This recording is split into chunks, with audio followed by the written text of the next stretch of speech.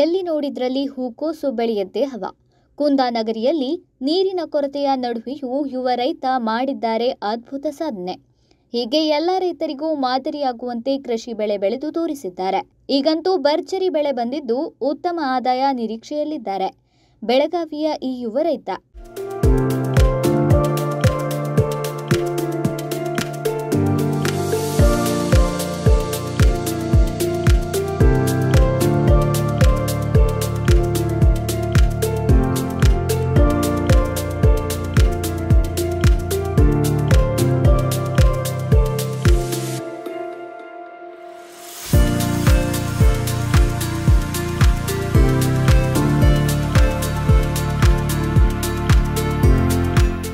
ಹೌದು, ಇವರು ಬೆಳಗಾವಿ ಜಿಲ್ಲೆ ಅಥಣಿ ತಾಲೂಕಿನ ಮಹಾರಾಷ್ಟ್ರ ಗಡಿ ತೀರ ಪ್ರದೇಶವಾದ ಸಂಬರ್ಗಿ ಗ್ರಾಮದ ರಾಜೇಶ್ ಸುರೇಶ್ ಕಂಠೇಕರ.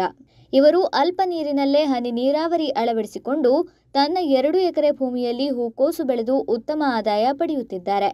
ತನ್ನ 2 ಎಕರೆ ಜಮೀನನ್ನ 4 ಭಾಗವಾಗಿ ವಿಂಗಡಿಸಿ ಪ್ರತಿ 20 ಗುಂಟೆ ಕ್ಷೇತ್ರದಲ್ಲಿ ತಲಾ 10,000 ಸಸಿ ನೆಟ್ಟು ಮಾರುಕಟ್ಟೆಯ ನಿಗದಿತ ದರಗಳ ಅನುಸಾರವಾಗಿ ಉತ್ತಮ ಗುಣಮಟ್ಟದ ಹೂಕೋಸು ಬೆಳೆಯುತ್ತಿದ್ದಾರೆ.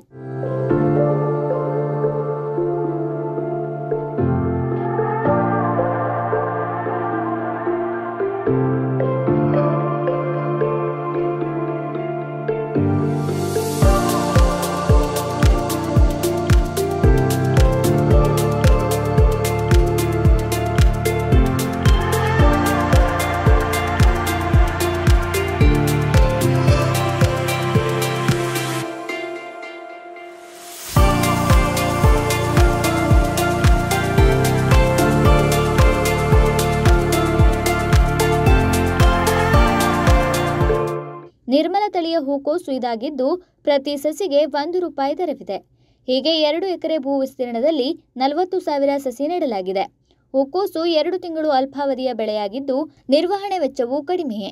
ಒಟ್ಟಾರೆ ₹1,00,000 ಖರ್ಚು ಮಾಡಿ ಈಗಾಗಲೇ ಅರ್ಧಕ್ಕಿಂತ ಹೆಚ್ಚು ಹೂಕೋಸು ಮಾರುಕಟ್ಟೆಗೆ ಕಳಿಸಿ ₹5,00,000 ಆದಾಯ ಗಳಿಸಿದ್ದಾರೆ.